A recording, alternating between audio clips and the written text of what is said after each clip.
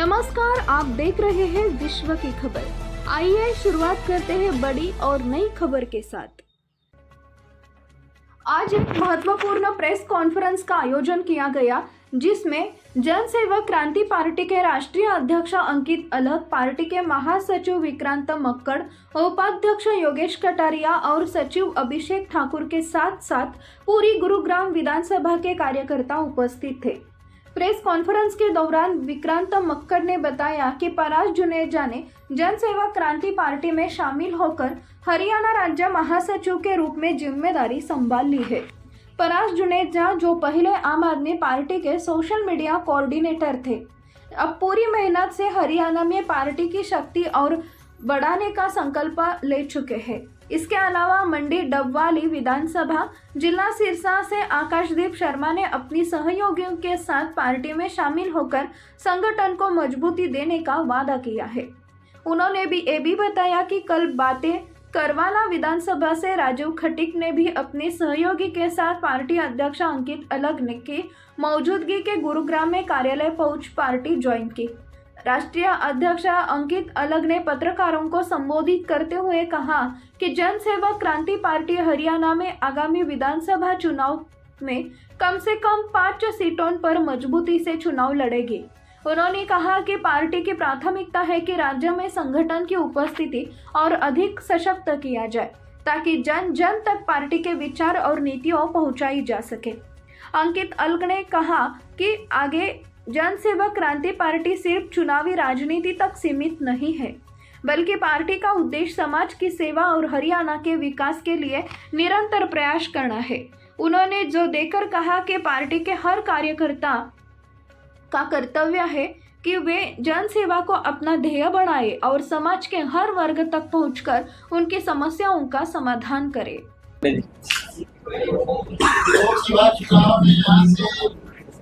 चुनाव लड़े आपके प्रदेश अध्यक्ष विजय यादव, इतनी महत्वपूर्ण कॉन्फ्रेंस चल रही है, उसमें उपस्थित नहीं है। एक तो सवाल मेरा ये है कि दूसरे बार जुनेजा जो है आम आदमी पार्टी में बड़े सक्रिय भूमिका में थे, बड़ी जिम्मेदारी वाली भूमिका में थे, तो आपके यहाँ ये आ गए हैं कि ये जिला गुड़गांव में किसी विधानसभा से चुनाव लड़ेंगे। देखिए पांडे जी, आपका ना सवाल जो है वो थोड़ा समझने योग्य होना चाहिए वैसे तो, लेकिन आपकी जानकारी शायद नहीं है कि विजय यादव जी को निलंबित कर दिया जा चुका है पार्टी से। हाँ, आपको जानकारी नहीं है तो मैं बता देता हूँ, उनको निलंबित कर दिया गया है। और रही बात लोकसभा चुनाव की, लोकसभा चुनाव में जनसेवक क्रांति पार्टी ने अपनी हिस्सेदारी रखी थी और जो भी जनादेश था उसको स्वीकारा था और फिर विधानसभा लड़ने जा रहे हैं। और अभी तो पारस भाई ने ज्वाइन किया, क्या पता विधानसभा क्यों, लोकसभा ही लड़वा सकते हैं हम तो अपने कार्यकर्ताओं को, है ना। लोकसभा तो अभी बड़े दूर है ना, तो विधानसभा भी तो दूर है ना। अभी जो ये विधानसभा 1 महीना है तो इंतजार कीजिए, क्या पता कोई चेहरे आपको मालूम चले नए नए। मेरा सवाल ये है, जन सेवक का मुद्दा है कि राजनेता बड़ी बड़ी बातें करते हैं, अगर जो गरीब जनता है उसके पेट में पहले रोटी जानी चाहिए। कोई भी आदमी जब चुनाव लड़ता है, ना तो रोटी कपड़ा और मकान की बात करता है, ना शिक्षा स्वास्थ्य और रोजगार की बात करता है, और ना ही विकास की बात करता है। विकास एक नीचे लेवल से होना चाहिए। आप क्या कहते हैं? आपने बिल्कुल सही कहा कि आज हमारे देश के अंदर, हमारे प्रदेश के अंदर और खास हमारे गुरुग्राम के अंदर नेताओं ने विकास के नाम पे राजनीति तो करी है, लेकिन कभी विकास हुआ नहीं है। हमारे गुरुग्राम को 10 साल पीछे लाने का काम इन नेताओं ने किया है। आज कोई भी नेता को देख लीजिए आप, आज बेसिक मुद्दों पे बात नहीं करते। आज गुरुग्राम के अंदर पीने के पानी की समस्या, गुड़गांव के अंदर जलभराव की समस्या, गुड़गांव के अंदर अस्पताल ना होने की समस्या, ऐसी अनेकों ने कई समस्याएं हैं जिन पे ना तो प्रशासन का ध्यान है ना नेताओं का ध्यान है। उनका सिर्फ ध्यान है तो अपने वोट बैंक के ऊपर। और जनसेवक क्रांति पार्टी मूलभूत सुविधाओं के लिए लड़ रही है, जो हमारा हक है। तो लड़ाई तो जारी है, लड़ाई लड़ते रहेंगे। सर, ऐसा क्या फॉर्मूला है कि ना लोगों को श्योर का पानी लोग पी रहे हैं, बिजली टाइम पे नहीं मिलनी, इतना बड़ा साइबर सिटी होने के बाद में?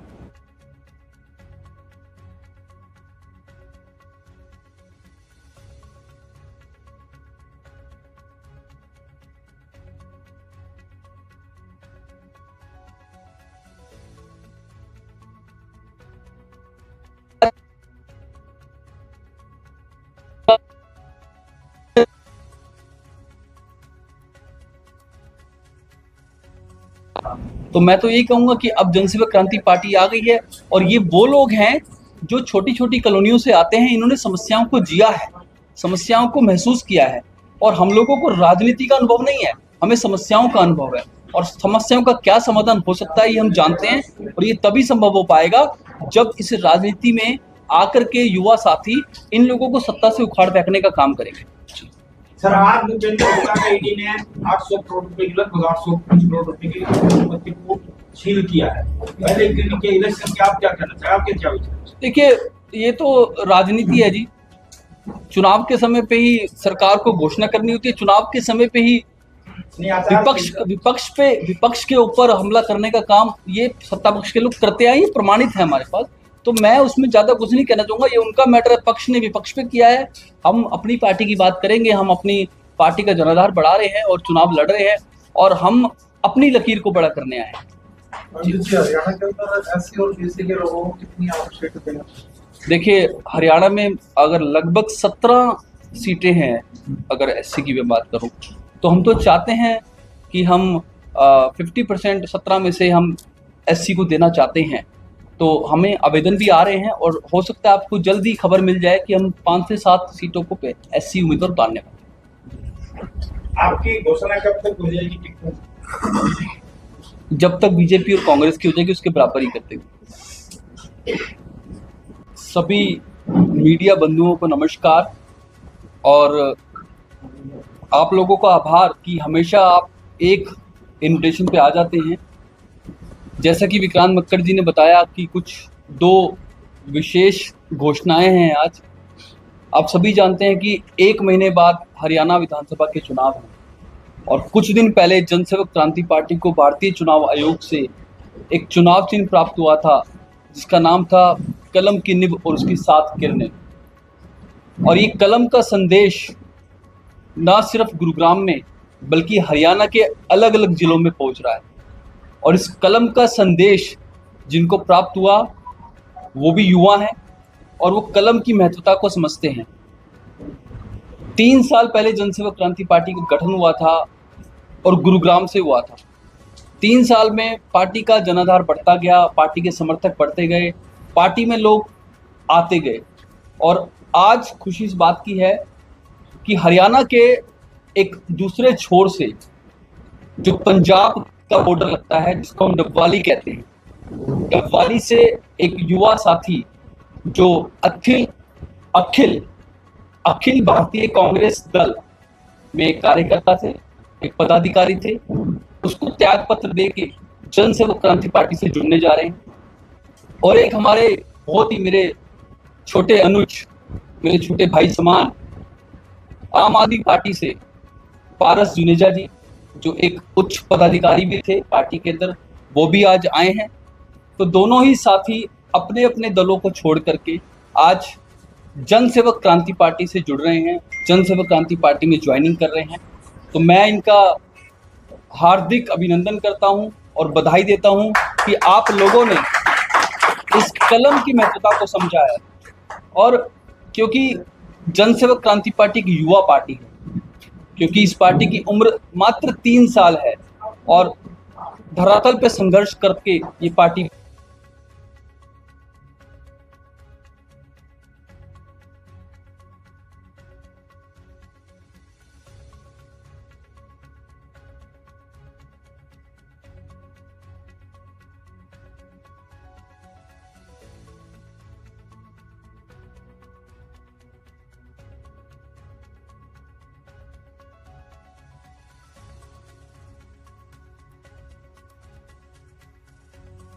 जा रहे हैं।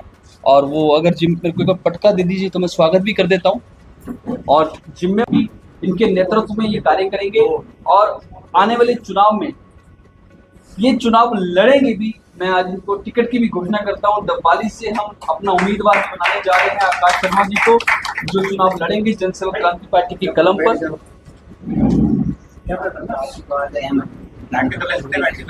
जोरदार तालियां।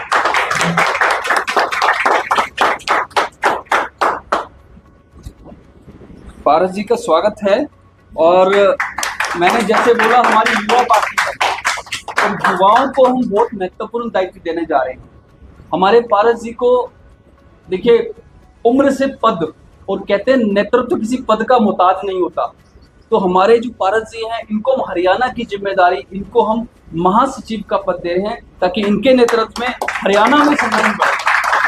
तो इनका बहुत बहुत स्वागत है। और हमारे आकाश शर्मा जी के साथ जो सहयोगियां हैं, ये भी आज पार्टी ज्वाइन कर रहे हैं, इनका भी बहुत बहुत स्वागत है। बाकी आपका कोई सवाल हो और एक बार चुका है, 2-4 दिन में धीरे-धीरे पार्टियां टिकट की घोषणा करेंगी।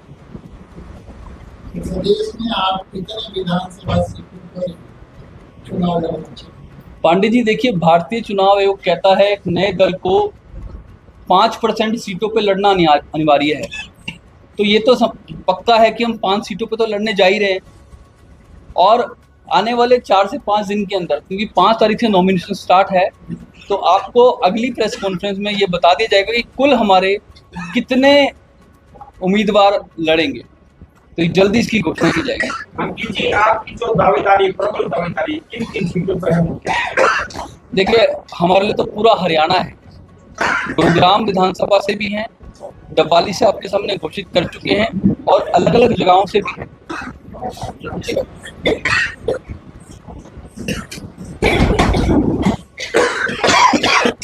परेशानी बढ़नी चाहिए। जब आम पब्लिक आवाज उठाएगी तो नेताओं को परेशानी होगी, क्योंकि नेता यही चाहते हैं कि आम लोग आवाज ना उठाएं, आम लोग शिक्षित ना हो, क्योंकि जब शिक्षित होंगे तो सवाल पूछेंगे। और खाटू श्याम जी की यात्रा कराने से अगर मूलभूत सुविधा मिलती हो तो मुझे लगता है हमारे गुड़गांव के लोग सक्षम हैं, कर सकते हैं यात्रा।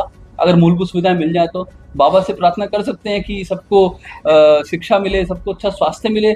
लेकिन ये जो नेता लोग कर रहे हैं, ये कहीं ना कहीं धर्म और जात के नाम पे लोगों को बरगलाने का काम कर रहे हैं। अंकित जी, जब कल आप जनसभा कर रहे थे या आप सीट में खड़ा, अगर उसमें कोई जान माल का नुकसान होता तो क्या होता, तो उसकी जिम्मेवारी तो देखो प्रशासन की है, सरकार की है। और एक आम आदमी, एक आम व्यक्ति, कहीं ना कहीं उसको नुकसान होता, और उस नुकसान का जो जिम्मा है वो सरकार या प्रशासन का होना चाहिए। लेकिन ये तो लेते नहीं, पहले भी कई हादसे हो चुके हैं। तो यही तो कारण है, जो मूलभूत सुविधाएं हैं हमको चाहिए। आज बड़े विशेष अवसर पे 30 अगस्त 2024 का दिन है, आप सब यहाँ एकत्रित हुए। आज की 2 मुख्य विशेष अनाउंसमेंट है जो मैं कहूँगा। हमारे साथ पार्टी के अध्यक्ष भाई अंकित अलग मौजूद हैं, और साथी हमारे साथ मौजूद हैं जो आज पार्टी ज्वाइन भी कर रहे हैं, और कुछ और चुनाव संबंधित विषय में भी बात रखी जाएगी। सबसे पहले आप सब लोगों का स्वागत है। मैं चाहूंगा पहले अंकित जी अपनी बात रखेंगे, उसके बाद हम आपके सवाल भी ले सकते हैं। तो मैं चाहूंगा अंकित जी पहले अपनी बात। आम आदमी पार्टी के जो बड़े कलाकार आदमी हैं और आपके साथ में खड़े हुए, ऐसी क्या खूबी है कि आम आदमी पार्टी छोड़कर? देखिए, हमारे जो पारस सुनीता जी ये कलाकार नहीं, बड़े साधारण आदमी हैं और बहुत उच्च सोच के आदमी हैं, बड़ा साधारण जीवन जीते हैं। और इन्होंने जनसेवक क्रांति पार्टी को नीतियों को जाना, मुझे जाना, और मुझे लगता है एक पढ़ा लिखा व्यक्ति है और कलम का महत्व समझता है। तो मुझे लगता है ज़्यादा तो बात यही बता पाएंगे। इन्होंने हमारी पार्टी को ज्वाइन किया है और मैं इनका दिल खोल के स्वागत करता हूँ। दूसरी संस्था से हमारी इतनी दूर से आए हैं, डबवाली से भी बॉर्डर के पास, वहाँ से आए इनके बारे में थोड़ा हमें। देखिए, आकाश शर्मा जी हैं, मंडी डबवाली से हैं, और एक अखिल भारतीय कांग्रेस दल में एक कार्यकर्ता हैं। आज कांग्रेस भारतीय जनता पार्टी ने जो हालात इस हरियाणा प्रदेश के किए हैं, तो सब वर्ग तंग आ चुका है, सब वर्ग परेशान हो चुके हैं। तो नई पार्टी देख रहे थे, नए विकल्प ढूंढ रहे थे, और कलम का महत्व समझते हैं और जानते हैं कि युवा लोग हैं, काम कर रहे हैं धरातल पर, और इन्होंने ज्वाइन किया। मैं इनका भी स्वागत करता हूँ। ज़्यादा तो फिर ये बताएंगे कि हमारी पार्टी को उन्होंने क्यों चुना। अंकित जी, गुरुग्राम में शिक्षा और चिकित्सा दोनों ही बहुत महंगी है, तो आपकी पार्टी किस तरीके से काम हो रही है? देखिए, हमारी पार्टी ना धरातल पे काम कर रही है, और सबसे पहली बात ये है कि आपने बिल्कुल सही कहा, शिक्षा महंगी भी है, स्वास्थ्य की सुविधाएं भी बहुत महंगी है, लेकिन जो सरकार की तरफ से मिलना चाहिए वो है ही नहीं। ना तो स्कूल सच्चे हैं, ना तो अस्पताल है। तो इस पे काम करने की बहुत आवश्यकता है, और ये मूलभूत सुविधा के उसमें आता है जो सरकार को देना चाहिए। तो जनसेवक क्रांति पार्टी जब सरकार में आएगी जब गुड़गांव में इसका विधायक बनेगा तो पहली कलम से इन सब चीजों को काम करने का काम करेंगे। अंकित जी, एक छोटा प्रश्न मेरा, आपकी पार्टी है बुद्धिजीवियों की पार्टी और राजनीति में छल बल कपट बल भी इलेक्शन जीतने का है, तो कैसे आप उनसे पड़ते? सर, शुद्धिकरण की ना शुरुआत हो चुकी है, राजनीति में शुद्धिकरण हो गया। अगर पढ़े लिखे लोग आने लग गए हैं तो छल बल की जरूरत नहीं है, सिर्फ एक सच्ची सोच की और साफ सोच की जरूरत थी। वो शुरुआत हो चुकी है, धीरे धीरे चीजें बदल रही हैं। देखिए, क्योंकि हम लोग एक संकल्प के साथ एक नए विकल्प के रूप में आए हैं, तो ये विकल्प लोग पहचान रहे हैं, लोग अपना रहे हैं। पारस जी, आज आप जनसेवक क्रांति क्या कहना चाहते हैं? बहुत खुशी है मन में कि गुरुग्राम से निकल के आम लोगों ने एक संगठन की शुरुआत की, एक संगठन बनाया। किसके लिए? हम लोगों के लिए, आम लोगों के लिए।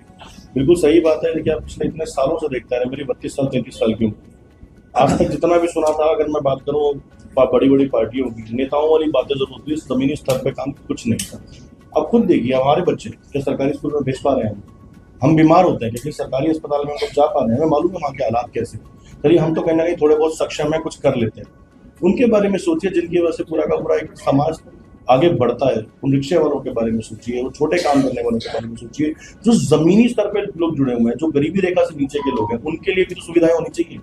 सुविधा सिर्फ एक अमीर आदमी के लिए नहीं होनी चाहिए, समाज के हर स्तर में, चाहे जमीन से जुड़ा हो चाहे वो आसमान पे बैठा हो, हर व्यक्ति के लिए। जब सरकार में हम टैक्सेस भरते हैं ना, हर चीज पे टैक्स भरते हैं। अब सुबह, अगर मैं हमेशा से कहता आया हूँ कि सुबह चाय बनाने के लिए जो माचिस का भी इस्तेमाल करते हो ना, उस पर गैस जलाने के लिए, उस पर टैक्सेस से लेकर रात को आखिरी सोने की जो रोटी आप खा रहे हो, उस आटे पर भी टैक्स भर रहे हो। तो सरकार का हक बनता है हमें वो सुविधाएं दे। जरूरी नहीं सिर्फ शिक्षा के लिए, स्वास्थ्य के लिए, ट्रांसपोर्टेशन की बात होनी चाहिए, मजबूत सड़कों की बात होनी चाहिए, सस्ती बिजली की बात होनी चाहिए। इन सब चीजों के ऊपर बात कब होगी? जब ये नेता लोग नहीं करेंगे तो आम लोगों को निकलना पड़ेगा। मैं अंकित भाई से बहुत प्रभावित हूँ, ये हकीकत है, सिर्फ इसलिए नहीं कह रहा हूँ कि मैं आज इनकी पार्टी को ज्वाइन कर रहा हूँ तो यहाँ खड़ा हूँ। मैंने देखा है किस तरह एक बिल्कुल आम घर से निकले हुए लोग हैं। मैं विक्रांत जी की बात करूँ, मैं अभिषेक जी की बात करूँ, योगेश जी की बात करूँ, सभी पढ़े लिखे लोग हैं। अपने ऊपर ये जिम्मा उठाया है कि नेताओं ने नहीं किया तो हम करके दिखाएंगे, अपने जैसे और लोगों को साथ जोड़ें। कहते हैं ना, बंद मुट्ठी खाक की, खुली मुट्ठी खाक की, बंद मुट्ठी लाख की। तो मुट्ठी तो बंद होगी, और ये चलेगी किस पे? उन भ्रष्टाचारियों पे जिन्होंने आज तक हमें पारसिक गुड़गांव के अंदर रेडी पट्टी वाले, ऑटो वाले, ये बहुत ज्यादा स्ट्रेंथ में है जी। क्या आपकी विचारधारा से उनको जोड़ पाएंगे आप? सबसे ज्यादा हमसे जुड़ने वाले आज की डेट में वही लोग तो हैं। मैंने अभी तो बताया, जो ऑटो चला रहा है। मेरे पिता खुद एक इलेक्ट्रिक रिक्शा चलाते हैं, मेरे छोटे भाई की एक छोटी सी चश्मे की दुकान है। मैं खुद 6,000 रुपए की नौकरी से शुरुआत की थी मैंने। तो उसी परिवारों से हम लोग भी आते हैं, उन्हीं परिवारों से वो लोग भी आते हैं। हम उन्हें जितना समझते हैं नेता नहीं समझ पाएंगे। एसी कमरों में बैठकर बड़ी बड़ी बातें करने वाले नेता इनको नहीं समझ पाएंगे।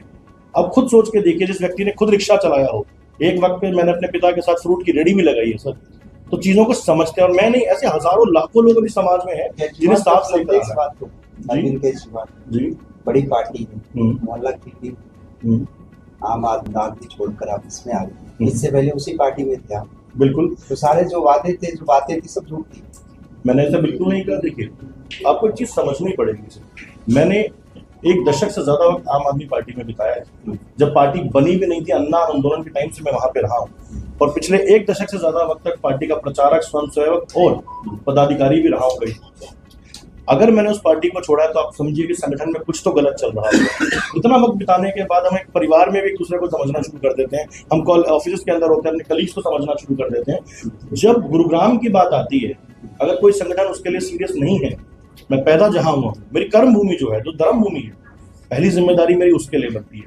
शहर हमारा है तो जिम्मेदारी भी तो हमारी बनती है। तो इसीलिए आज मैंने एक बड़े संगठन को छोड़कर, एक मैं ये नहीं कहूँगा कि एक छोटे संगठन को ज्वाइन किया है, एक ऐसे विचारधारा को मैंने ज्वाइन किया है जो बिल्कुल मेरी विचारधारा की तरह है, और साथ मिलकर काम करेंगे। और आने वाले दिनों में, आने वाले महीनों में, आने वाले हफ्तों में जो बड़ी बड़ी राजनीतिक पार्टियों ने पटखनी देने का काम जनसेवक क्रांति पार्टी थोड़ा